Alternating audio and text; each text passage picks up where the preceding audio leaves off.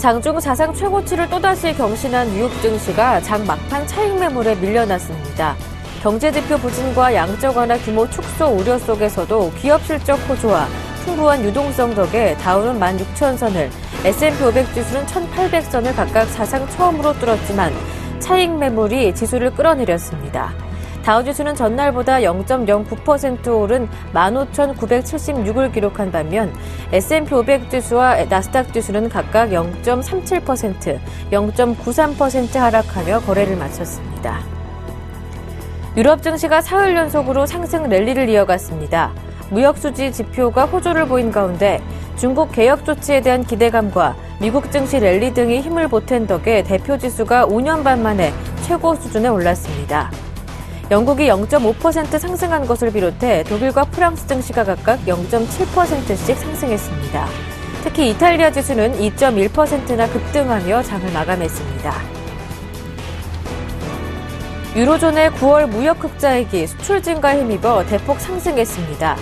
유럽 통계청인 유로스타트는 유로존 9월 무역 흑자가 131억 유로로 전년 동기 86억 유로에 비해 큰 폭으로 증가했다고 밝혔습니다. 이는 로이터 전망치 100억 유로도 상회하는 규모입니다. 미국의 11월 주택 체감 경기가 다소 부진해 지난 4개월간 최저 수준인 것으로 나타났습니다. 전미주택건설협회와 웰스파고는 이번 달 미국 주택시장 체감지수가 전월 조정치인 54와 같고 전망치인 55보다는 하회했다고 밝혔습니다. 주택시장 체감지수는 전미주택건설협회 소속 건설사 대상 설문조사를 바탕으로 집계되며 지수가 50을 넘으면 건설업체들이 주택 매매 시장 상황을 긍정적으로 본다는 것을 뜻합니다. 찰스 플로서 필라델피아 연방준비은행 총재는 연준이 추가 자산 매입 규모를 설정한 뒤 이에 도달하면 양적 완화를 중단해야 한다고 말했습니다. 연준 내 대표적인 매파로 분류되는 플로서 총재는 이날 열린 리스크관리협회 연설에서 연준은 즉흥적인 자산 매입을 그만둬야 한다며 이같이 밝혔습니다. 플로서 총재는 미국 경제가 내년에는 3% 성장하고 실업률은 내년 말 6.25%로 떨어질 것으로 전망했습니다. 연방준비제도 내에서 가장 강력한 영향력을 행사하고 있는 윌리엄 더들리 뉴욕 연은 총재가 미국 경제 전망에 대한 낙관론이 커졌다고 밝혔습니다. 양적 완화 규모 축소가 임박했다는 점을 시사한 것으로 풀이되는 이번 발언은 미국 경제에 대한 낙관론을 피력하며 연준 내 달라진 분위기를 보여줬습니다. 이와 함께 유로존을 비롯한 주요 교역 상대국들의 경제도 더 나아질 것으로 예상하며 내년에 글로벌 경제 성장 속도가 일부 반등하고 2015년에 더 높아질 것으로 기대한다고 강조했습니다. 안녕하세요. 굿모닝 대박 예감 김보람입니다. 1시간 전에 뉴욕 증시 월요일장 마무리가 됐습니다.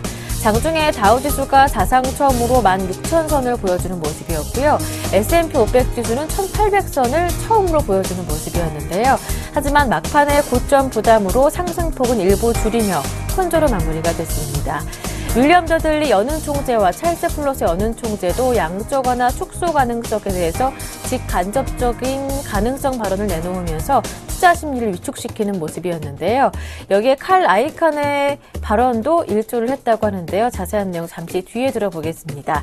결국 다우지수 정도만 0.09% 정도 소폭 상승해서 그래도 최고가를 종가 기준 경신하는 모습이었고요. S&P 500 지수와 나스닥 지수는 하락으로 마무리가 됐습니다. 그에 앞서 유럽 증시는 상승으로 마무리가 됐는데요. 어제 아시아 증시가 중국 개혁안 발표에 대부분 상승했다는 분위기를 그대로 이어받는 모습이었고요.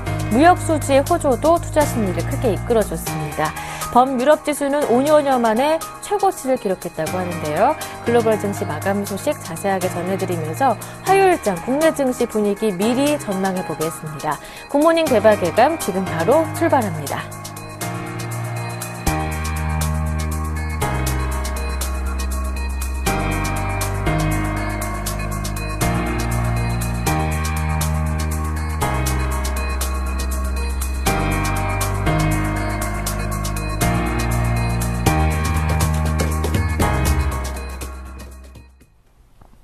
네, 글로벌 이슈 진단 순서 곧바로 이어가겠습니다. 레이크쇼어 인베스터스의 이현민 이사님 모셨습니다. 안녕하세요. 안녕하십니까? 먼저 간밤 마감됐었던 뉴욕 증시와 유럽 증시 월요일장 마감 상황을 좀 들어보겠습니다. 뉴욕 증시 장중에 다우와 S&P 500 지수가 사상 처음의 지수를 보여줬습니다. 하지만 막판에 조금 매물이 쏠리면서 혼조로 마무리가 됐고요. 유럽 증시는 비교적 큰 폭으로 상승 마무리가 됐다고 하는데요. 자세한 마감 상황 짚어볼게요. 그렇습니다. 오늘 시장에서는 이 새로운 지수대를 터치를 하면서 조금 속도 조절이 필요하지 않느냐 이런 부분이 시장 내부에서도 개진이 됐습니다. 앞서 앵커께서 지적하신 대로 오늘 다우지수와 S&P 500 지수가 새로운 지수대를 장중에 터치를 했었습니다만 오늘 장 마감가는 혼조 국면으로 마감이 됐습니다. 오늘 다우지수는 0.09%가 올랐습니다. 15,976포인트를 기록을 했고요. 나스닥은 0.93%가 내려갔습니다. 3,949포인트. S&P 500 지수는 0.37%가 떨어진 1,791포인트를 기록을 했습니다. 오늘 다우지수는 장중에 16,030포인트, 16,000선을 올라섰고요. S&P 500 지수도 1,802포인트로 지수 1,800선을 일단 한 번은 이제 등정한 이런 흐름이라고 볼 수가 있겠습니다. 오늘 시장에서 가장 주목을 받은 부분은 이 칼 아이칸 헤지펀드의 대표적인 대부격인 사람인데요. 로이터가 주최하는 글로벌 투자 전망 컨퍼런스에 참석을 해서 주식 시장에 대해서 매우 주의 깊게 바라보고 있다라고 다소 조심스러운 입장을 밝혔습니다. 더해서 한마디 더 거들었는데요. 주식시장이 한 번의 큰 폭의 하락을 겪을 수도 있을 것으로 본다라고 얘기를 했습니다. 이 얘기가 장 막판에 주식시장에 다소 악재로 작용이 됐고요. 오늘 그 주택 지표가 발표가 됐습니다. 전미주택건설업협회가 발표하는 11월 주택시장 지수가 54로 시장 예상치 55보다 내려갔고요. 10월 54하고는 같은 수준을 보였습니다. 장기 모기지 금리가 다소 올라가고 있고 따라서 주택건설업자들이 연방정부 셧다운 이후에 주택시장의 동향을 다소 주의 깊게 현재 바라보는 것으로 볼 수가 있겠습니다. 오늘 윌리엄 더들리 뉴욕 연은 총재가 시장이 긍정적인 내용과 혼재된 내용을 같이 흘렸는데요. 긍정적인 내용만을 좀 살펴드리자면 내년도, 내후년도 미국의 경제는 더욱 강건해질 것이고 연준의 통화정책은 미 경기를 지지하는 이런 흐름으로서 장기적인 그 통화정책을 그대로 수행할 수 있을 것이다. 비둘기파적인 이런 식견이 나왔습니다. 오늘 유럽 증시는 옐런 부의장, 차기 수장 지명자 이 효과가 그대로 아직까지는 좀 버팀목이 됐다라고 보겠습니다. 영국은 0.45%가 올랐고 독일은 0.6%, 프랑스의 깍그 지수도 0.6%, 이탈리아 MIB 지수는 2.24%나 올랐습니다. 오늘 유로존의 9월 무역 수지가 131억 유로로 지난 9월 86억 유로보다는 다소 높게 나왔는데요. 이는 이제 독일의 수출이 좀 늘어난 탓으로 볼 수가 있겠습니다. 오늘 스페인 은행의 부실 대출 규모가 최고치를 갈아치웠다라는 악재성 이 재료에도 불구하고 유럽 증시의 상승은 상당히 고무적이라고 볼 수가 있겠습니다. 네. 이렇게 해서 상승 흐름을 이어갔던 유로존 증시, 그 안에 담겨 있었던 이유는 무엇인지 알아봤고요. 고점 부담을 키웠던 뉴욕 증시에서 연은 총재의 발언, 어떤 것들이 있었는지 자세하게 들어봤습니다. 이번엔 중국 한번 자세하게 진단을 해보겠습니다. 중국의 10월 주택가격이 작년 10월 대비 9.6%나 올랐다고 합니다. 상승폭은 더 가팔라지고 있는데요. 중국 정부의 부동산 억제 규제가 만만치 않은 상황이지만 그래도 별다른 효과가 시장에서 나타나지는 않는 모습입니다. 중국에서는 여전히 부동산만큼 좋은 투자처는 없다라는 생각이 팽배한가 봐요. 그렇습니다. 현재 예금금리 수준이 중국이 한 3%대 정도인데요. 이건 이제 3배 정도 수준으로 주택 가격은 계속적으로 지난해 대비 현재 올라서고 있는 상황입니다. 저희가 9월 달에도 이 신규 주택 가격, 중국의 주택 시장의 버블 징후를 좀 말씀을 드렸는데요. 현재 변한 것이 없습니다. 10월에 신규 주택 가격은 지난해 동월 대비 9.6%가 올랐습니다. 이는 9월 달에 9.1% 오른 것보다도 0.5%포인트가 오른 수치고요. 해외로부터 들어오는 투기성 자금과 많이 풀린 과잉 유동성, 이런 부분이 계속적으로 그 중국의 주택 가격을 현재 끌어올리는 주범으로 현재 지적이 되고 있습니다. 특히 베이징 주택 가격은 지난해 동월 대비해서 16.4%나 현재 올랐고요. 상하이도 17.8%, 중국의 전체 70개 대도시 중에 10월 달에 주택 가격이 오른 지역은 모두 69개로 한 개 지역을 빼고 나서는 거의 현재 상승 추세가 멈추지 않고 있습니다. 이러면서 이제 물가까지도 들먹이게 하는 주범이 주택 시장에서 나오고 있다라는 이런 비판인데요. 특히 연말로 갈수록 중국의 국내 주택 시장의 투자보다는 해외 쪽의 부동산 투자가 상당히 크게 늘어나고 있습니다. 그만큼 중국 시장에서 보다는 해외 쪽에서 현재 수익률을 더 올릴 수 있는 매물을 찾는다라고 볼 수가 있겠는데요. 3분기 말로 그 조사를 한 그 수치를 보면 국내 부동산 투자는 17%가 전년 동기 대비 증가를 했지만 해외 쪽에 25%나 증가해서 이런 중국의 자금들이 런던을 비롯해서 여타 글로벌 시장으로 현재 파급되고 있는 것이 그대로 드러나고 있는 상태입니다. 네. 이렇게 중국의 부동산 가격이 뛰면서 물가도 덩달아 불안한 모습을 보이고 있습니다. 그렇기 때문에 이제 중국 정부가 긴축에 나서는 것은 아니냐, 긴축에 대한 우려감도 덩달아 크게 커지는 모습인데요. 그렇습니다. 3중 전에는 어제 네. 그 세부안이 일부 좀 나왔죠. 그러면서 어제 상하이 증시는 굉장히 좋았습니다. 이 1자녀 규제 조치를 이제 풀어주겠다라고 하면서 시장에서 유통이나 특히 이제 아기용품 이런 그 내용들의 업체들의 주가가 좀 좋았는데요. 그렇지만 이 물가나 그 다음에 긴축 기조 이런 부분은 인민은행이 현재 매우 주의 깊게 시장을 들여다보고 있는 상태입니다. 그렇지만 이것이 이제 실효성을 가져가기에는 다소 역부족인 부분이 있고 시장의 긴축 잣대를 아주 강력하게 들이댈 경우에 시장이 위축될 우려가 있어서 인민은행도 고민이 상당히 크다라고 볼 수가 있겠는데요. 결국에는 내년에 연준이 테이퍼링 개시 시점이 돼야 어느 정도 이 중국 시장의 부동산 버블이 조금 좀 진정되지 않을까라고 볼 수가 있겠습니다. 중국의 10월 소비자 물가지수 상승률은 3.2%, 9월에 3.1% 대비해서도 계속적으로 3% 이상을 가져가고 있고요. 인민은행이 관리 목표치 3.5에 0.3%포인트만 현재 남겨놓고 있는 상황입니다. 지난 주말에 7일물 RP금리가 5.3%까지 뛰는 등 시중 자금 사정이 다소 불안하게 움직이고 있고요. 이달 들어서 중국 개발은행과 철도공사가 이달 들어서 국채 발행을 계획을 했는데 이것이 이제 취소가 됐습니다.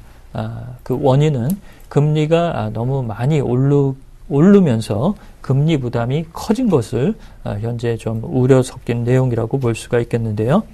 따라서 간간히 현재 그때그때 인민은행이 시장의 유동성을 회수하는 정책은 조금 더 연말이 갈수록 이런 그 조심스러운 분위기가 더 감지되지 않을까라고 볼 수가 있겠습니다. 네, 중국에 대한 이야기, 부동산 시장, 거품에 대한 이야기 자세하게 오늘 진단을 해봤습니다. 이어서 앞서 뉴욕 시장 정리를 해주실 때도 얘기를 들어봤었는데요. 찰스 플러서 연은 총재가 지금 연준의 즉흥적인 자산 매입 게임은 중단해야 한다라고 발언을 했습니다. 조금 더 자세한 이야기 나눠보고 싶습니다. 그렇습니다. 이 인사는 매파적인 성향이고요. 네. 내년도에 의결권을 갖게 됩니다. 그래서 내년도는 매파적인 성향의 지역 연방은행 총재들이 이른바 의결권을 쥐게 되는 이런 인사들이 많기 때문에 특히 이제 이런 부분에 주목을 좀 해야 될 인사라고 볼 수가 있겠는데요. 찰스 플러서 필라델피아 연은 총재가 현재 연준이 오픈엔드 방식으로 매월 850억 달러의 자산 매입 규모를 어느 정도까지 매입할 수 있는 양을 정해서 그 수준에 도달하면 이를 멈춰야 된다라고 얘기를 했습니다. 노동시장이 충분히 개선됐다라고 현재 자넷 앨런 차기 연준 수장이 보고 있지만 이 찰스 플러서 필라델피아 연은 총재는 노동시장이 이미 충분히 개선이 됐기 때문에 양적 완화 축소에 나서는 것이 바람직스럽다는 입장을 밝혔습니다. 앞서 자넷 앨런 차기 연준 수장은 노동시장이 충분히 개선되지 못했다라고 다시 정정을 해드리겠습니다. 따라서 현재 낮은 인플레이션 이런 부분도 일부 이제 시퀘스터 발동으로 인해서 정부 지출 축소에 따른 일부 영향으로 있는 것이다라고 플러서 총재는 다소 평가절하를 했는데요. 현재 연준이 가지고 있는 재무제표 밸런스 시트는 3조 9천억 달러까지도 현재 올라온 상태입니다. 따라서 계속적으로 그때그때 매월 850억 달러의 자산 매입 규모를 유지하기보다는 앞으로 어느 정도까지 더 자산 매입을 할지 그 규모를 정하고 여기에 도달할 경우에는 이를 멈춰야 된다는 것이 플러서 총재의 강조점이라고 볼 수가 있겠습니다. 네, 글로벌 이슈 진단 오늘 순서 여기에서 마무리하겠습니다. 지금까지 레이크쇼어 인베스터스의 이현민 이사님과 함께했습니다. 고맙습니다.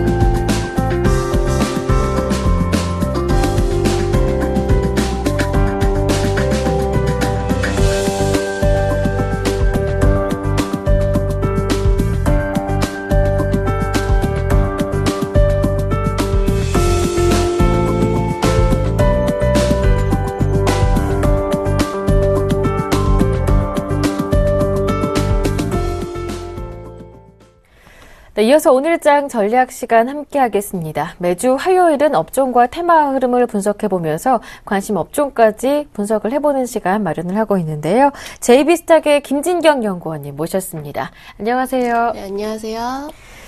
네, 먼저 이 코스피가 이제 2,000선을 회복을 한 상황입니다. 이제 지난주에 옐런 효과가 발휘가 되면서 2,000선 위로 올라온 모습이고요. 코스닥은 조금 걱정이 됩니다. 다시 509포인트 정도대로 내려온 상황인데 주간 기준으로 본다면 강세를 보였던 업종과 약세를 보였던 업종 어떤 것들이 있었는지 알아보겠습니다. 네, 지난주에 카지노주의 경우 이제 3분기 실적 호조로 인해서 강세를 보였었고요. IT주는 외국인의 순매수가 다시 돌아오면서 또다시 강세를 보였습니다. 그리고 육아 관련주는 중국 산하 제한 정책이 완화 소식이 좀 전해졌고요. 대북 송정주는 그 한러 전력만 사업 기대감이 좀 작용이 되었고, 동부그룹주는 어제 그 강력한 자국책 발표로 인해서 함께 강세를 보였습니다.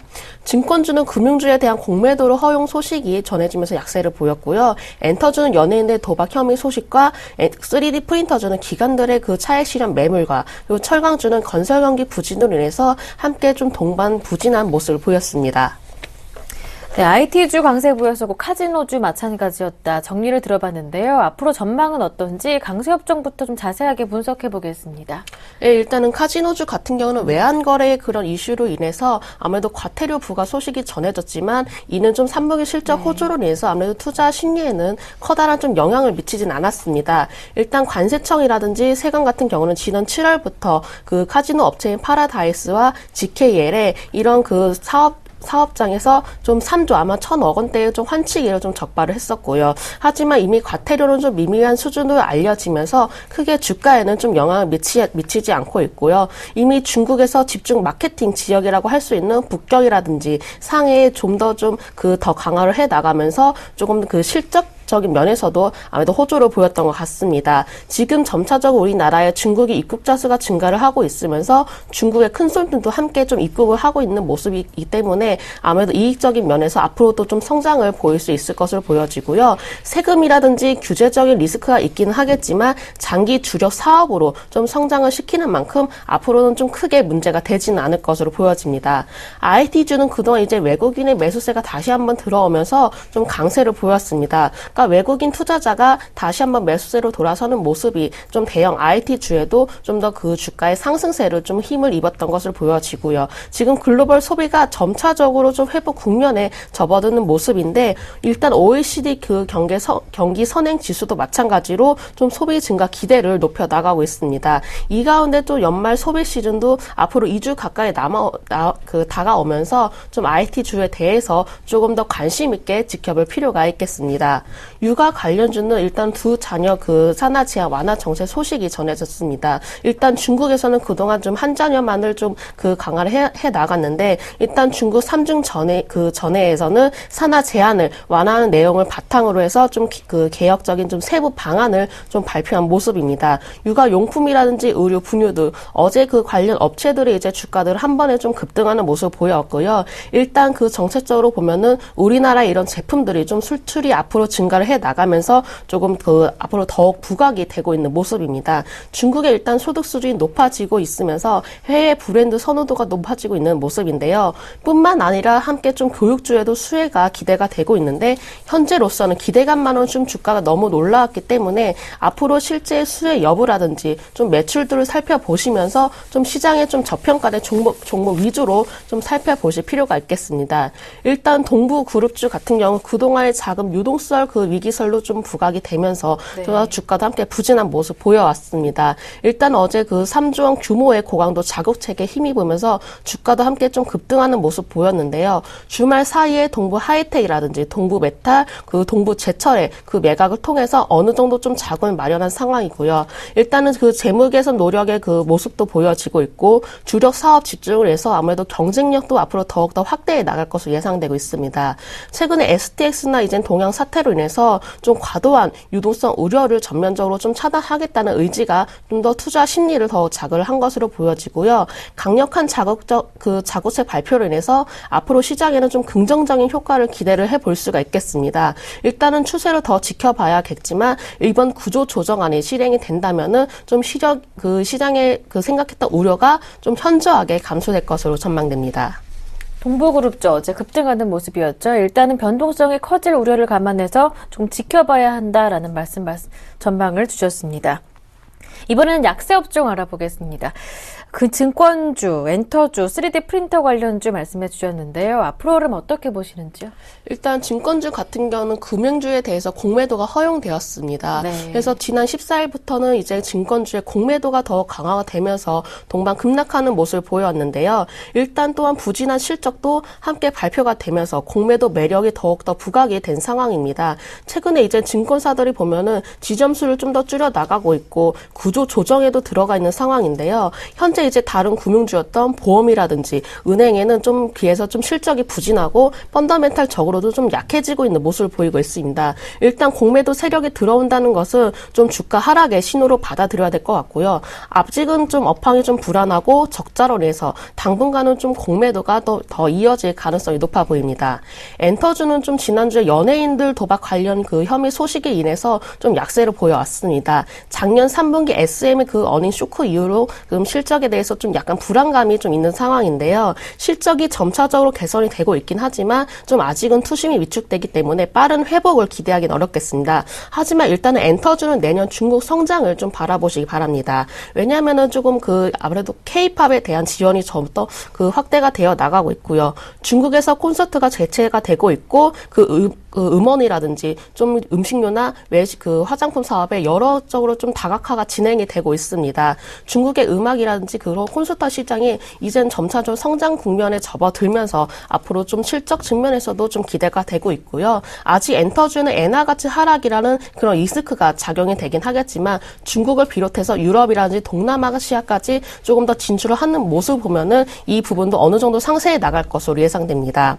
3D 프린터주는 이제 대기업들이 관련 사업에 진출한다는 소식에 인해서 갑자기 급등하다가 그 다음날 차익 실현 매물로 인해서 갑자기 또 동반 급락하는 모습 보였습니다. 지난 13일에는 삼성전자가 OEM 방식으로 3D 프린터 시장 진출을 검토하고 있다는 소식으로 인해서 조금 같이 함께 강세를 보였는데 하지만 삼성전자 측면에서는 이 점은 좀 부인하고 있는 상황입니다. 그럼에도 불구하고 시장에서는 어느 정도 이런 털마가 형성이 되면서 확인되지도 않는 루머가 주가에도 크게 좀 영향을 미치고 있는 것으로 보여지고요. 시장이 전반적으로 지금 주가가 조정을 보이면서 오히려 테마주 주에는 좀 더 관심이 더 함께 쏠리고 있는 모습입니다. 아무래도 산업 성장군인 만큼 단기 이슈에 따라서 워낙에 좀 변동폭이 심하기 때문에 이 점은 꼭 주의를 하시기 바랍니다.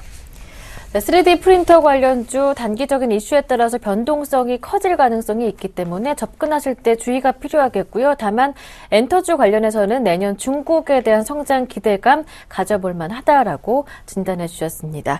네, 그렇다면 앞으로 한 주 동안 국내 증시에서 좀 눈여겨볼 만한 업종이 있다면 어떤 업종 보시는지요? 네, 이번 주는 스마트 그리드주와 음식료주 함께 살펴보시기 바랍니다.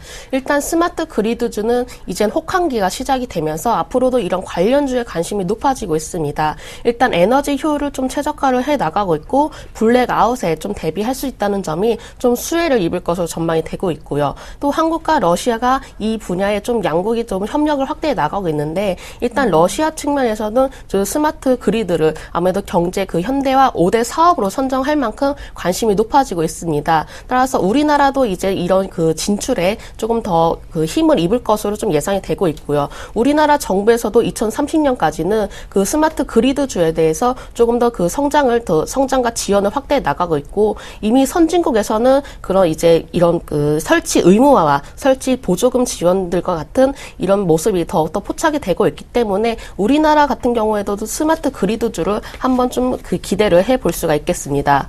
음식료주 같은 경우 이제 국제 곡물 가격이 좀 하락을 하면서 아무래도 가파르게 진행이 되고 있습니다. 일단은 원당이라든지 소맥 같은 부분은 곱전 대비 좀 30% 이상 하락을 한 모습이고 옥수수 같은 경우는 이제 작년에 비해서 절반 가격으로 좀 진행이 되고 있는데요. 아무래도 음식료주 업체에 대해서도 좀 실적 개선을 기대를 해볼 수가 있겠고 유제품주 같은 경우는 아무래도 가격 인상이 이제 점차적으로 실적에 반영이 돼가는 모습입니다. 또한 이제 중국에서도 이런 음식료 문제라든지 또한 이제 소득 수준이 높아지면서 함께 우리나라의 제품이나 인지도가 함께 높아져 나가고 있기 때문에 지금 중국의 시장 산업도 한번 좀 기대를 해볼 수가 있겠습니다.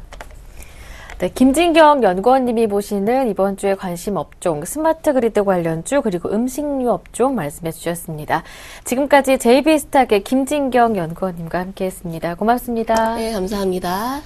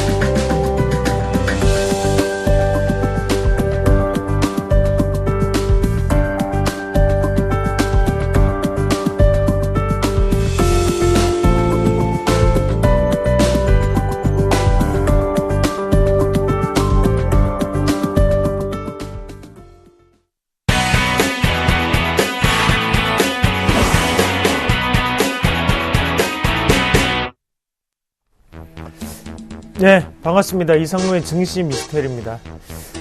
중국에서 다시 한 번 더 큰 정책적인 발표를 했습니다. 바로 산화 정책에 대한 완화라는 부분인데요.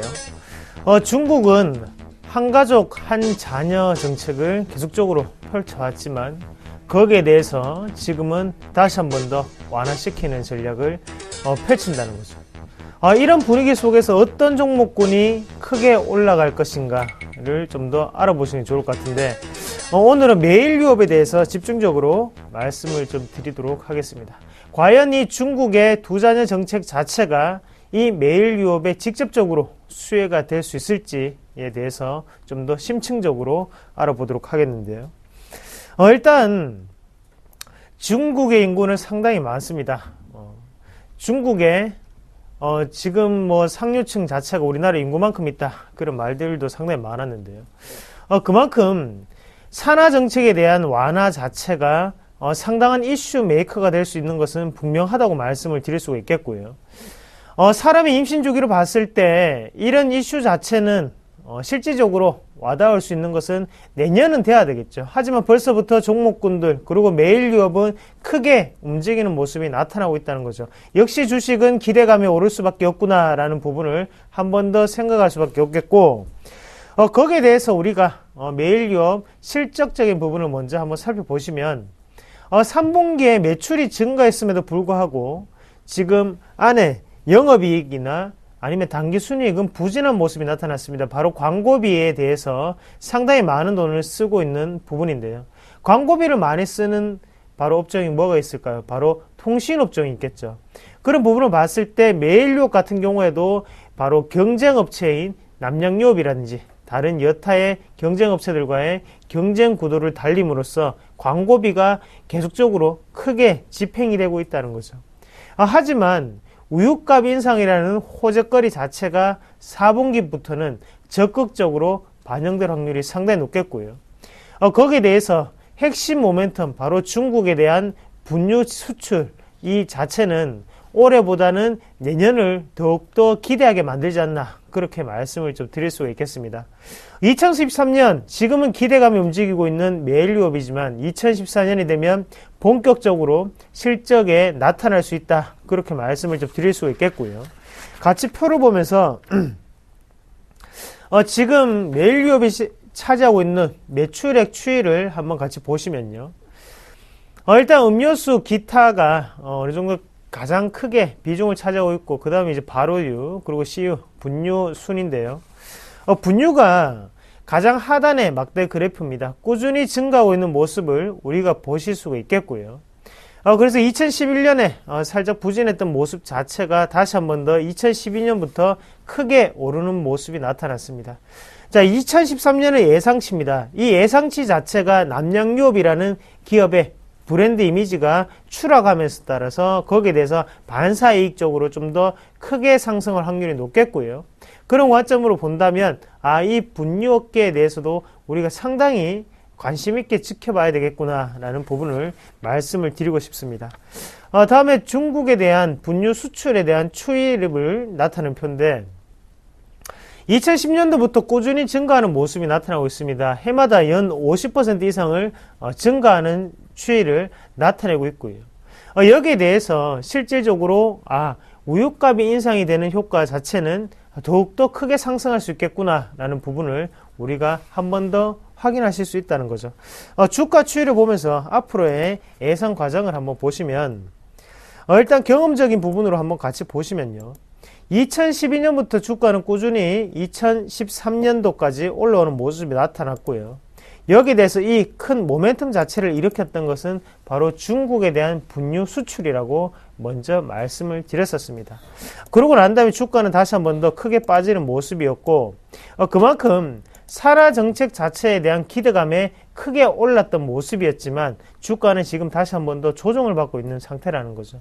하지만 이 점을 기점으로 해서 지금 같은 경우에는요, 다시 한 번 더 확정이 되었기 때문에 추가적인 상승이 너무나 뻔한 사실이 아닐까, 그렇게 좀 말씀을 드리고 싶습니다. 주가를 볼 때 항상 페이크도 많고 항상 속임수도 상당히 많이 존재할 수 있습니다. 하지만 우리가 가장 중요한 것은 기업의 본질적인 가치겠죠. 우유값이 인상되었던 것은 바로 9월 달이었습니다. 그러면 거기에 대해서 실적적으로 나타날 수 있는 분기는 바로 4분기라는 거죠. 4분기의 실적은 긍정적으로 나타날 수밖에 없겠고요. 거기에 대해서 내년에는 또다시 중국의 모멘텀 자체가 분다면 호재거리가 아직까지도 너무나 많이 풀어낼 수 있는 이 메일유업, 이 기업이 좀 더 주가적인 탄력이 있지 않을까, 그렇게 좀 말씀을 드리고 싶습니다. 가장 중요한 밴드선은 바로 이 43,000원 밴드인데요. 이 가격대 자체가 지지가 된다면 추가적인 상승은 불보듯 뻔하다. 그래서 장기적으로 대응하기에 상당히 유망한 종목군이 이 바로 메일유업이 아닌가, 그렇게 말씀을 드리고 싶습니다. 자, 오늘도 이렇게 종목을 한번 알아보면서 시간을 맺었습니다. 내일도 다시 한 번 더 큰 수익률 낼 수 있는 종목군으로 찾아뵙도록 하겠습니다. 고맙습니다.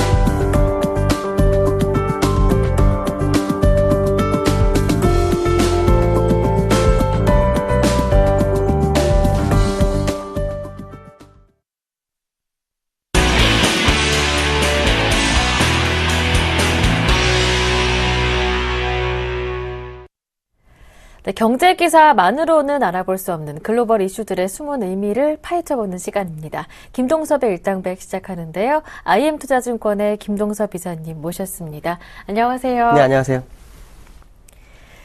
네, 김동섭의 일당백 그 첫 번째 라운드 지금 바로 출발합니다. 라운드 1, 레디, 옐런 효과의 상승 장세가 향후 지속될 것이라는 의견이 힘을 얻고 있는 가운데 일시적인 버블이 곧 꺼질 수 있다는 비관론도 고개를 들고 있습니다.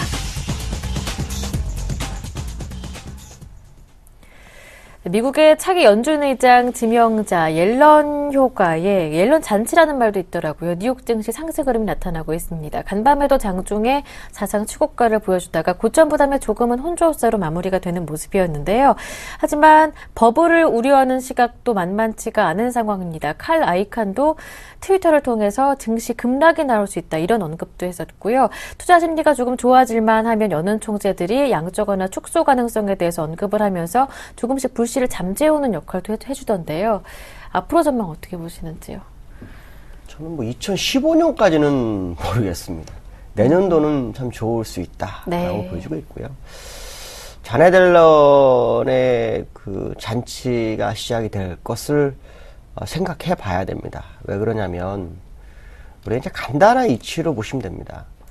연준 의장은 미국 경제, 미국 국익을 위해서 미국 경제를 안정적으로 이끄는 것이 연준 의장의 자기의 직무죠. 근데 문제는 뭐냐면, 지금 테이퍼링을 진행하게 되면은 사실은 그 주가가 많이 빠지면서 시장이 흔들릴 수 있습니다. 그러니까 그렇게 되면 옐런이 집권한 이후에 시장을 흔들릴 수가 있죠. 옐런 입장으로서도 주가를 상당히 높이 유지해 주는 것이 굉장히 중요합니다. 왜냐하면 경제가 아무리 좋아지는 모습이 보여도 주가가 빠지면 투심이 꺾이거든요. 그러니까 주식시장이 경제의 바로미터가 됩니다. 그러니까 주가를 유지하면서 테이퍼링을 해야 된다. 그렇다면 결론적으로 말한다면 버블을 양산시켜 놓고 그 안에서 테이퍼링이나 금리 인상을 할 확률이 굉장히 높다라는 거죠. 결국 그렇게 되면은 그때는 또 금리 인상과 테이퍼링이 한 번에 진행될 소지도 있습니다. 그렇기 때문에 현재에서 그 테이퍼링을 하는 것 자체는 옐런한테는 악수가 되는 수가 생기죠. 그렇기 때문에 아마도 버블이 상당히 좀 진행될 수 있도록 양적 완화를 유지할 확률이 높죠. 주변에서 그 연준 의원들이 계속해서 뭐 지표가 좋아지고 있고 뭐 경제가 좋아지고 있다 해서 뭐 어저께 윌리엄 더들리 같은 사람도 상당히 좋게 얘기했죠. 이 사람도 비둘기파인데 그런 사람들이 얘기하더라도 옐런은 움직이지 않을 것이다 라는 생각을 합니다. 이게 이제 조직의 보스와 그 다음에 중간 보스의 차이점이라는 거죠. 그러니까 보스 입장에서는 끌고 가려고 하는 거고 중간 보스들은 조금만 현상에 몸이 움직이는 그런 현상이 나타나는 거고 똑같다고 보시면 됩니다. 그래서 옐런 입장으로서는 주가를 더 끌어올린 상태에서 아마도 그 현재 테이퍼링이라든가 금리 인상 확률을 열어두고 보시는 게 좋을 것 같고요. 그 다음에 두 번째로는 뭐냐면 옐런이 보는 고용에 대한 관점의 차이가 다른 연준 의원들과 다르다는 거죠. 다른 연준 의원들은 보이는 수치에 관심이 많습니다. 근데 옐런은 뭐에 관심이 많냐면 완전 고용에 관심이 많습니다. 예. 그래서 아마 지난번에 벤 버네이크 의장이 자기 임기 내에 실업률 5%를 보기를 바랬다라고 했는데 못 봤거든요. 그러면 그 벤 버네이크의 5%가 보고자 그 심리 상태가 혼자만의 생각이었을까? 아닐 거라는 거죠. 옐런과 아마 공유했을 확률이 높다라는 거죠. 그렇기 때문에 실업률을 더 낮추는 쪽으로 이끌어 가야 된다고 생각하는 옐런과 다른 연준 의원과 차이가 있다라고 생각한다면 옐런 쪽에 포커스를 맞추고 시장 대응하시는 것이 더 정확하다. 그 얘기는 결론적으로 말씀드린다면 옐런의 잔치를 한번 구경할 수 있지 않을까라고 판단하고 있습니다. 네. 2015년이면 몰라도 내년까지는 증시 분위기 상승세 지속할 수 있을 것이다 말씀해 주셨습니다.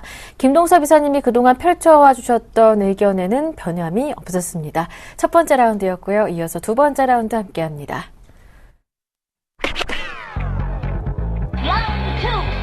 Ready, go! 중국 위안화와 유럽 유로화가 미국 달러화의 위상을 위협하는 가운데 최근에는 최대 산유국인 사우디아라비아도 달러의 숨통을 조이고 있습니다. 네, 사우디도 미국 달러화의 숨통을 조이고 있다. 어떤 의미인가요?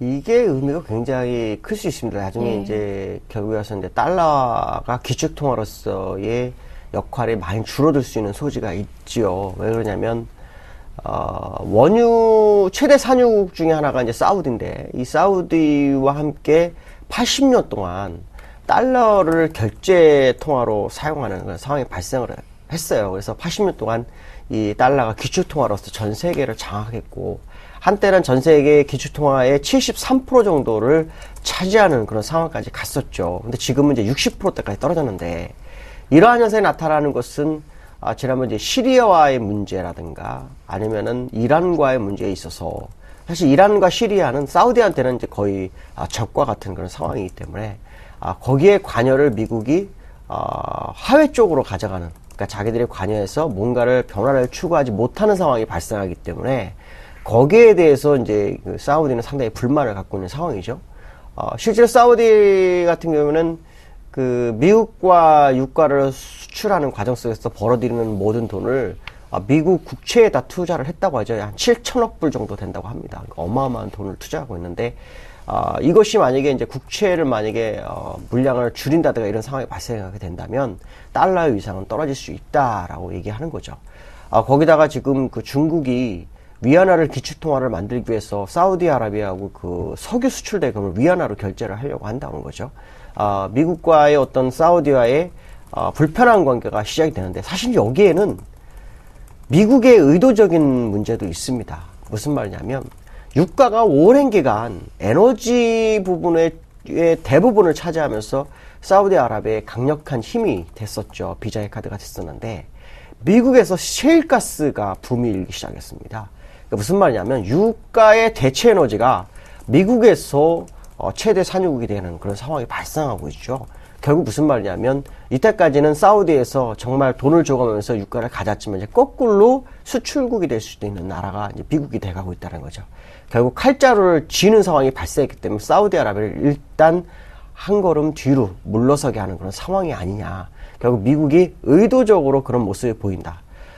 그렇다면 기축통화가 더 줄어들 것이냐, 약화될 것이냐, 달러의 기축통화의 위상이 약화될 것이냐 본다면 그렇지 않을 것이다 라고 봐야 될 것 같고요.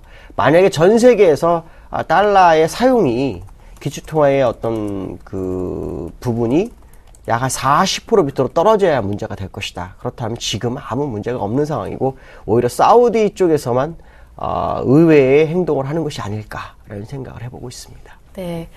네, 사우디의 원유 거래 결제 수단이 달러화였었는데 사우디와 미국 간의 관계가 조금 틀어지면서 변화가 나타나고 있습니다. 중국 위안화로 결제하려는 움직임이 나타나고 있는데 그래도 달러의 기축통화 움직임에는 큰 변화는 없을 것이다라는 말씀까지 들어봤습니다. 마지막 세 번째 라운드 출발합니다. Round 3. Ready, go! 미국의 양적 완화 축소, 이른바 테이퍼링이 가시화되면서 금값이 내년 1분기에 온스당 $1,200까지 떨어질 것이라고 시티그룹이 전망했습니다. 네, 마지막으로 금값 이야기 나눠보겠습니다. 그동안 이 이야기와는 반대로 전망을 해주셨었잖아요, 이사님께서는. 네. 저는 이 금값이 하락하는 이유에 대해서 아직 이해할 수가 없는데요. 네. 이 금값의 하락에는 몇 가지 원인을 분석을 해볼 필요성이 있는 것 같습니다. 일단은 이 금값이 올라갔을 때는 인플레이션 가능성이 굉장히 컸죠. 그래서 존 펄슨도 테이퍼링이 오게 되는 그런 상황보다는 양적 완화가 지속됐을 경우에 계속해서 이 유동성이 풀리기 때문에 인플레이션으로 인해서 금값은 뛸 수밖에 없다라는 거.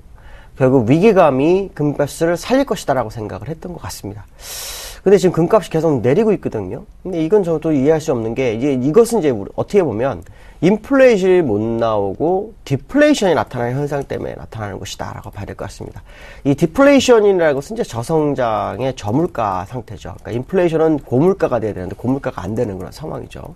그러니까 이 부분이 아까 앞에서 말씀한 것처럼 결국 이 원유에 문제가 있는 겁니다. 원유가 실제로 소비를 하는데 가장 중요한 에너지 수단이지만 셰일가스라든가 대체 에너지가 많이 시장에 양산이 되고 그것이 이제 결국 인플레이션을 무너뜨리면서 금을 매입을 안 하고 오히려 금값이 떨어지는 그런 상황이 발생하고 있다라고 봐야 될 것 같고요.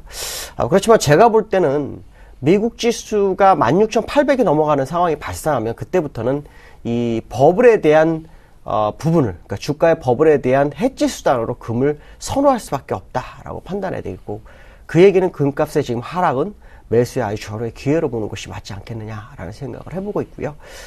금값이 지금 하락하는 것은 여러 가지 이유 중에 하나가 있겠지만 이것은 어떻게 보면은 저점에서 매수할 수 있는 기회를 어떤 메이저들이 만들어가는 과정으로 좀 받아들여야 되지 않겠느냐라고 봐야 될 것 같고요. 실제로 인도라든가 중국에서는 엄청난 소비를 이루고 있는 그런 상황으로 본다 그러면 지금의 금값 하락은 이해할 수 없는 부분이다라고 생각하시면 될 것 같습니다. 네, 금값 상승 전망은 여전히 유지해 주시면서 지금의 가격 조정은 매수의 절호의 찬스가 아닐까라는 말씀까지 해주셨습니다. 네, 지금까지 김동섭의 일당백, IM투자증권의 김동섭 이사님과 함께했습니다. 고맙습니다. 네, 감사합니다. 이제 화요일도 힘차게 출발을 하셨으면 좋겠습니다. 오늘 화요일장도 서울경제TV와 함께 전략 세워보시면 되겠고요. 저는 내일 다시 인사드리겠습니다. 고맙습니다.